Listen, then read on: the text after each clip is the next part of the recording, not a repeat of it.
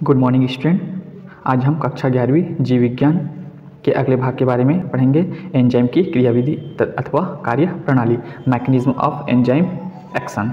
तो चलिए शुरू करते हैं कि एंजाइम की क्रियाविधि किस प्रकार से संचालित होती है। तो प्रत्येक एंजाइम एक विशेष प्रकार के जैव रासायनिक प्रक्रिया को संपादित करते हैं। जो भी एंजाइम हमारे शरीर में पाए जाते हैं, पौधों के शरीर में पाए जाते हैं, अन्य जीवों के शरीर में पाए जाते हैं, वो जो प्रत्येक एंजाइम है वो क्या करते हैं, जैव रासायनिक जो प्रक्रियाएं संपादित होती हैं, यानी कि हमारे शरीर में जो भी क्रियाएं चल रही है, जो जैव रासायनिक प्रतिक्रिया है उसको संपादित करने का कार्य कौन करता है, एंजाइम करता है। और प्रत्येक यौगिक के स्थायी अणुओं में भी गतिज ऊर्जा होती है, यानी कि जो भी एंजाइम है, जो स्थायी अणु है यौगिक के, उसमें गतिज ऊर्जा होती है। यदि किसी स्थायी अणु में गतिज ऊर्जा को बढ़ा दिया, माने कोई जो है एक स्थायी अणु है और इसकी गतिज ऊर्जा को हम क्या कर देंगे, बढ़ा देंगे। तो बढ़ा देंगे तो वो क्या हो जाएगा, वह अनस्टेबल हो जाएगा, अस्थायी हो जाएगा। अस्थायी हो जाएगा यानी कि वह क्या हो जाएगा, रिएक्टिव हो जाएगा, अभिक्रियाशील हो जाएगा, क्रिया करने के योग्य हो जाएगा। दूसरे शब्दों में अगर हम कहें तो किसी पदार्थ के अणुओं को क्रियाशील बनाने के लिए उसके गतिज ऊर्जा में वृद्धि आवश्यक होती है। अगर हम उनकी गतिज ऊर्जा में वृद्धि करेंगे तो क्या हो जाएगा, क्रियाशील हो जाएगा और वह रिएक्ट करने लगेगा। स्थायी अणु ऊर्जा रोध यानी कि एनर्जी बैरियर के कारण अभिक्रियाशील नहीं हो पाते हैं। जो स्थायी अणु होते हैं वो क्या रहते हैं, ऊर्जा रोध यानी कि अवरोध उत्पन्न होते हैं एनर्जी बैरियर के कारण, जिसकी वजह से वो क्या नहीं हो पाते, अभिक्रियाशील नहीं हो पाते हैं। तो उनको अभिक्रियाशील बनाने के लिए हमें क्या करना पड़ता है, उन्हें सक्रिय ऊर्जा देनी पड़ती है, यानी कि उसको सक्रिय करने के लिए सक्रिय ऊर्जा की आवश्यकता पड़ती है। तो ऊर्जा की वह मात्रा जो अणु के ऊर्जा रोध को पार करने के लिए आवश्यक होता है, उस अणु की सक्रियण ऊर्जा कहलाती है।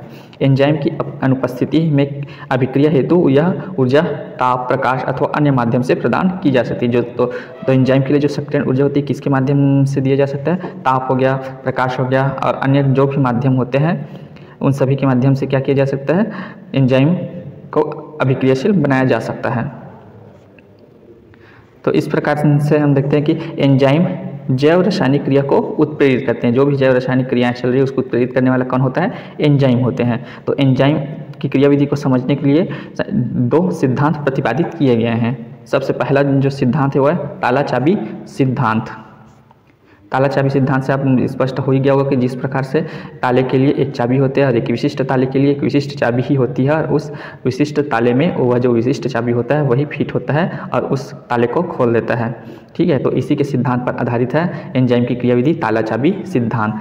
तो इस सिद्धांत को देखते हैं। इस सिद्धांत को सर्वप्रथम किसने दिया था, एमिल फिशर नामक साइंटिस्ट ने दिया था। कि कौन से सन में दिया था, 1890 ईस्वी में प्रतिपादित किया था। बाद में ब्राउन नामक साइंटिस्ट ने 1909 में इस सिद्धांत को विस्तार से समझाया है। दिया किसने है इस सिद्धांत को, सबसे पहले एमिल फिशर ने दिया है 1890 में, और बाद में इस सिद्धांत का विस्तार किसने किया, ब्राउन नामक साइंटिस्ट ने 1902 में किया है। और माइकेलिस एवं मेंटेन नामक साइंटिस्ट जो है 1913 में इस सिद्धांत का और भी विस्तार किया। और इस सिद्धांत के अनुसार जो है एंजाइम में प्रोटीन द्वितीयक, तृतीयक एवं चतुर्थक संरचना के कारण प्रत्येक एंजाइम के प्रत्येक अणु की सतह पर कुछ विशिष्ट सक्रिय बिंदु भी पाए जाते हैं। क्या पाए जाते हैं, इसमें कुछ विशिष्ट सक्रिय बिंदु पाए जाते हैं जो एंजाइम के प्रोटीन की द्वितीयक, तृतीयक एवं चतुर्थक संरचना के कारण एंजाइम के प्रत्येक अणु की सतह पर क्या होते हैं, विशिष्ट सक्रिय बिंदु पाए जाते हैं, यानी कि एक्टिव साइट्स पाए जाते हैं। और इन्हीं सक्रिय साइट्स को हम क्या कहते हैं, सक्रिय डोमेन कहते हैं। ये सक्रिय स्थल जो होते हैं एंजाइम की क्रियाशीलता में प्रमुख भूमिका निभाते हैं। कि इसमें प्रमुख भूमिका निभाते हैं, एंजाइम की क्रियाशीलता में ये प्रमुख भूमिका निभाते हैं। कौन, सक्रिय डोमेन। तो इन सक्रिय स्थानों की तुलना चाबी अथवा कुंजी पर बने खांचों से कर सकते हैं। एंजाइम अणुओं की सतह पर पाए जाने वाले इन सक्रिय स्थलों पर कुछ विशेष संरचना वाले अभिकारक अणु भी जुड़ सकते हैं। इस प्रकार यह सिद्धांत एंजाइम की विशिष्टता यानी कि स्पेसिफिसिटी की व्याख्या करता है। जिस मान लो कि कोई एंजाइम है और एक जोड़ने वाला कोई अन्य कारक है, तो इस एंजाइम और यानी कि ये एंजाइम हो गया और ये मान लो कि सबस्ट्रेट हो गया, तो एक अभिकारक यानी कि, तो और ये ताला है और ये चाबी है। तो ताले में कुछ विशिष्ट संरचना होंगे और चाबी में भी कुछ विशिष्ट संरचना होंगे, जिसकी वजह से ये दोनों आपस में क्रिया करेंगे और आपस में फिट हो जाएंगे, जिस प्रकार से ताला और चाबी फिट हो जाता है। इस प्रकार यह सिद्धांत जो क्या है, एक एंजाइम की विशिष्टता की व्याख्या करता है। आगे देखते हैं। जब एंजाइम एवं अभिकारक के अणु आपस में संपर्क में आते हैं, जैसे कि ये एंजाइम हो गया और अभिकारक यानी कि सबस्ट्रेट हो गया, दोनों आपस में संपर्क में आते हैं तो एंजाइम सबस्ट्रेट कॉम्प्लेक्स का निर्माण करते हैं। एक एंजाइम हो गया और एक सबस्ट्रेट हो गया, दोनों आपस में संपर्क में आए, आपस में जुड़ गया और किसका निर्माण किया, ES यानी कि एंजाइम सबस्ट्रेट कॉम्प्लेक्स का ये निर्माण कर लेते हैं। और ये जो कॉम्प्लेक्स बनने का जो बल है वो वांडर वाल्स आकर्षण बल, हाइड्रोजन बंध अथवा विभिन्न वैद्युत स्थैतिक अंतःक्रियाओं में से प्राप्त बल का उपयोग किया जाता है, यानी कि प्रयोग में लाया जाता है। इसके द्वारा अभिकारक की सक्रियण ऊर्जा काफ़ी कम हो जाती है। एंजाइम सक्रियता के लिए यदि कोई एंजाइम आवश्यक होता है तो यह भी इसी क्रिया के द्वारा जुड़ जाता है। सक्रिय ऊर्जा कम होते ही एंजाइम अभिकारक कॉम्प्लेक्स में जुड़े अभिकारक के अंतराणविक बल ढीले पड़ जाते हैं, अंत में यह टूटकर उत्पाद में बदल जाता है। तो इसको रिएक्शन के माध्यम से समझते हैं। एक एंजाइम हो गया, एक सबस्ट्रेट हो गया, दोनों संपर्क में आए, संपर्क में आने के बाद किसका निर्माण हुआ, ES यानी कि एंजाइम सबस्ट्रेट कॉम्प्लेक्स का निर्माण हो गया।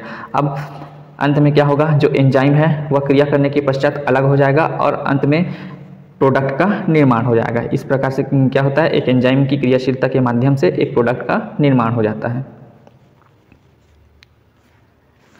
एंजाइम अणु की सतह पर जितनी संख्या में सक्रिय स्थल पाए जाते हैं उतनी ही संख्या में अभिकारक के अणु उससे एक साथ जुड़ सकते हैं। तो एंजाइम की सतह पर जितनी सारी सक्रिय स्थल होंगी, जितनी संख्या में होंगी, उतनी संख्या में अभिकारक के अणु उससे एक साथ जुड़ सकते हैं। यानी कि बहुत सारे सक्रिय स्थल रहेंगे तो बहुत सारे संख्या में अभिकारक के अणु उससे जुड़ेंगे। अभिकारक अणु की जो संख्या जो कि एंजाइम के एक अणु द्वारा 1 मिनट में उत्पाद में बदल जाते हैं। कितने मिनट में, 1 मिनट में। अभिकारक अणुओं की संख्या जो एंजाइम के एक अणु द्वारा 1 मिनट में उत्पाद में बदल जाते हैं। एंजाइम का क्या कहलाता है, यह टर्नओवर संख्या कहलाता है। अगर आपसे पूछा जाता है कि टर्नओवर संख्या क्या है तो आप बता सकते हैं कि अभिकारक अणुओं की संख्या जो किसी एंजाइम के एक अणु द्वारा 1 मिनट में उत्पाद में बदले जाते हैं, इसी को एंजाइम का टर्नओवर संख्या कहते हैं या फिर कहलाता है। चित्र के माध्यम से समझते हैं इसको कि किस प्रकार से ताला चाबी सिद्धांत पर आधारित है एंजाइम की क्रियाविधि। तो चित्र आप देख सकते हैं, एक एंजाइम मॉलिक्यूल्स दिया हुआ है यहाँ पर, जिसमें कुछ खांचे बने हुए हैं, यानी कि विशिष्टता को दर्शाता है। जो मान लो कि यह एक प्रकार की चाबी को प्रदर्शित कर रहा है और यह जो सबस्ट्रेट मॉलिक्यूल है उसमें भी कुछ खांचे हैं जो विशिष्टता को प्रदर्शित कर रहे हैं। यानी कि यहाँ पर जो एंजाइम मॉलिक्यूल्स है वो इस सबस्ट्रेट मॉलिक्यूल्स में जाकर के क्या हो जाएगा, फिट हो जाएगा। अगले चित्र में आप देख सकते हैं इसमें एंजाइम सबस्ट्रेट कॉम्प्लेक्स में कि किस प्रकार से एंजाइम और सबस्ट्रेट जो है आपस में जुड़ चुके हैं, जैसे कि ताला और चाबी आपस में जुड़ जाते हैं। आप देख सकते हैं यह चाबी हो गया और ये ताला हो गया। अब इस ताले में चाबी को डाल दिया जाएगा तो फिर एंजाइम सबस्ट्रेट कॉम्प्लेक्स का निर्माण हो जाता है। नेक्स्ट देखते हैं आगे।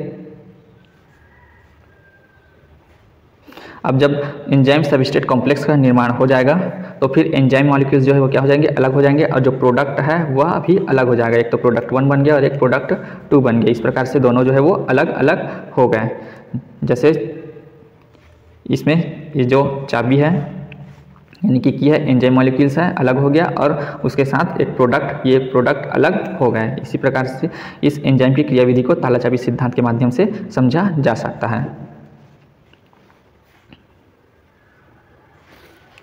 यानी कि एंजाइम क्रियाविधि की ताला और चाबी यानी कि लॉक एंड की परिकल्पना यानी कि सिद्धांत। तो इसी सिद्धांत के बारे में आपको पढ़ना है। तो आज का वीडियो यहीं पर समाप्त होता है। मिलते हैं नेक्स्ट वीडियो में नेक्स्ट टॉपिक के साथ। Thank you for watching.